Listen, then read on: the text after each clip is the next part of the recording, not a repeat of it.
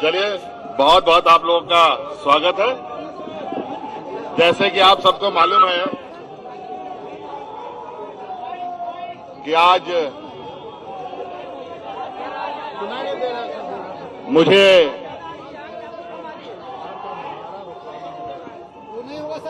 ED के दफ्तर में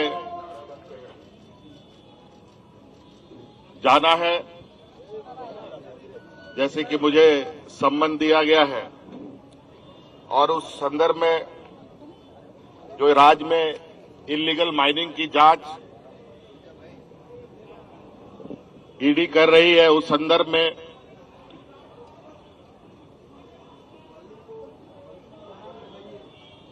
मुझे बुलाया गया है। और इस संदर्भ में भी मैंने एक पत्र ईडी को भेजा है, जो आपको भी उपलब्ध करा दिया जाएगा कि किस तरीके से 1000 करोड़ का घोटाला के बारे में जो जिक्र आया है साहिबगंज जिले से, बड़ा दुर्भाग्यपूर्ण है कि सालाना भी अगर हम देखें पूरे राज्य में स्टोन चिप से 1000 रुपए की आमदनी भी नहीं होती। इसका आधार कैसे बना, कैसे नहीं बना, ये समझ से परे है। और 1000 करोड़ रुपए का घोटाला करने के लिए कितने करोड़ों का खनन होगा, उनका ट्रांसपोर्टेशन कैसे होगा, और जो विगत 2 साल को अगर हम देखें, जब से एजेंसी जांच कर रही है, जो आरोप लगे हैं वो कहीं से संभव प्रतीत नहीं होता। मुझे लगता है कहीं ना कहीं एजेंसियों को पूरी विस्तृत जांच पड़ताल करने के उपरांत ही किसी ठोस निर्णय पे या एक ठोस आरोप लगाना चाहिए। आज मैं राज्य का मुख्यमंत्री हूं, एक संवैधानिक पद पर हूं, और जिस तरीके से सम्मन की कार्रवाई चल रही है, लगता है कि हम लोग देश छोड़ के भागने वाले लोग। और मेरे राजनीतिक इतिहास में मुझे नहीं लगता है व्यापारियों को छोड़कर कोई राजनीतिक दल देश छोड़ के भागा हो या राजनीतिक दल के नेता देश छोड़ के भागे हों। और आज कहीं ना कहीं ऐसे कार्रवाई से राज्य में एक संशय की स्थिति उत्पन्न होती है। कार्यपालिका को निरंकुश करने का एक माध्यम बन सकता है, सरकार को अस्थिर करने का भी एक षड्यंत्र कहा जा सकता है। कहा जाए कि जो हमारे विपक्ष हैं, जो सरकार बनने के बाद से ही सरकार गिराने के षड्यंत्र लगे हुए थे, और यह षड्यंत्र की पनडुब्बी जो पानी में डूब डूब करके काम कर रहा था, ऊपर आने की ताकत नहीं रख रहा था, आज उस पनडुब्बी को धीरे धीरे बाहर लाने का प्रयास किया जा रहा है। आपने देखा चुनाव आयोग महीनों पहले राज्यपाल महोदय को अपना मंतव्य दे चुका है, लेकिन राज्यपाल महोदय अभी तक उस लिफाफा को उन्होंने नहीं खोला। मुझे लगता है कि वो भी किसी समय का इंतजार कर रहे थे। और आपने सुना है, पूरे देश के खबरों में चला, महामहिम ने दूसरा मंतव्य चुनाव आयोग से मांगा है, जो बिल्कुल ही असंवैधानिक था।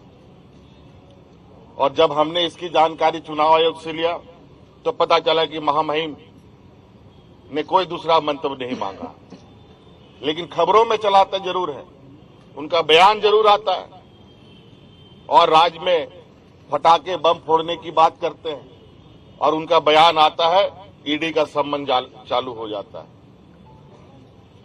और उसके बाद धड़ाधड़ सत्ता पक्ष के विधायकों पर छापामारी होती है, कभी इनकम टैक्स का, कभी ईडी का। बड़ा दुर्भाग्य है। और जो मुझे अभी जो खबर आ रही है, और भी विधायकों के ऊपर, सत्ताधारी विधायकों के ऊपर ये छापा मारने की तैयारी कर रहे हैं। ये कहीं ना कहीं राज्यपाल भी राजनीतिक से जो संवैधानिक पद है, जिसको हम कहते हैं कि ये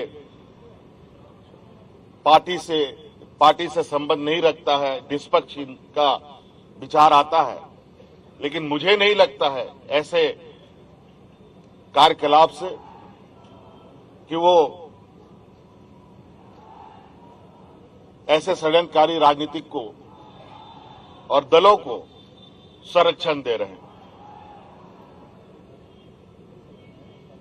तो इसलिए मैं अपनी बातें, जो मोटा मोटी जो आरोप एजेंसियों के तरफ से है, उसकी प्रति आपको उपलब्ध कराया जा रहा है कि किस तरीके से जो आरोप है वो आरोप निराधार होता है।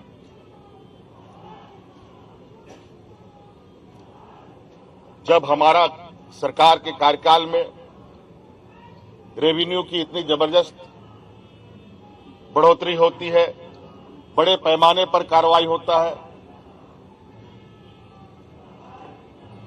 और जब इनकी हमारे विपक्षियों की पूर्व की सरकार थी, उस समय के आरोपों को देखें, रेवेन्यू में भी नुकसान, कार्रवाई में भी धीमी गति। जब राज्य के संसाधन को हम बढ़ा रहे हैं, राज्य के समग्र विकास की एक लंबी लकीर खींची जा रही है, आज ऐसे में कहीं न कहीं सरकार की जो छवि है और सरकार के ऊपर जो विश्वास राज्य के जनमानस पर बढ़ा है, विपक्षियों को बिल्कुल अब ये स्पष्ट हो चुका है कि वो अब राजनीतिक हाशिए पर जा चुके हैं। तो आज मुझे लगता है इस देश का लोकतंत्र का सम्मान होना चाहिए और लोकतंत्र के अंदर जो कार्य करने वाले लोग हैं उसको भी निष्पक्ष तरीके से अपना काम करना चाहिए। और मैं बिल्कुल आश्वस्त और विश्वास के साथ कह सकता हूं, और आज मैं जा रहा हूं,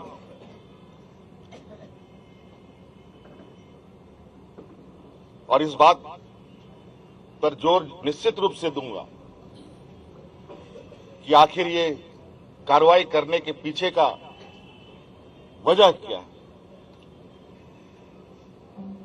आज गिट्टी बालू देश का सबसे बड़ा अगर रेवेन्यू व्यवस्था है, तो मैं तो कह रहा हूं आप लोगों के समक्ष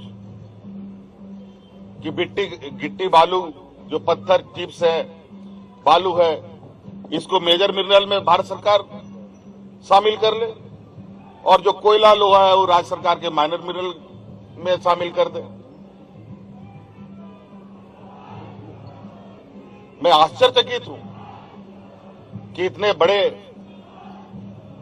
आरोप इतने हल्के में ये कैसे मुख्यमंत्री के ऊपर लगाया जा सकता है। धन्यवाद। जोहार।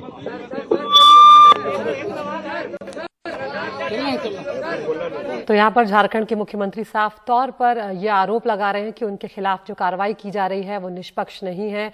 उनका ये कहना है कि आरोप जो है वो संभव प्रतीत नहीं होते। मैंने ईडी को भी पत्र लिखा, जांच होनी चाहिए थी, उसके बाद आरोप लगाने चाहिए थे। और साथ में भी लेके जा रहा हूं, हाथ हाथ भी देखो।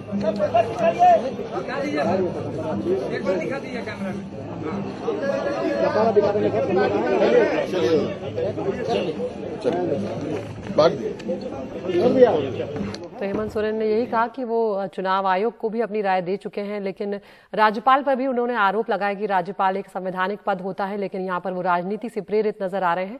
और वो उन्होंने कहा है कि वो जा रहे हैं और वो कोशिश करेंगे कि अपनी सारी बातें जो है वो साफ साफ तरीके से रखें।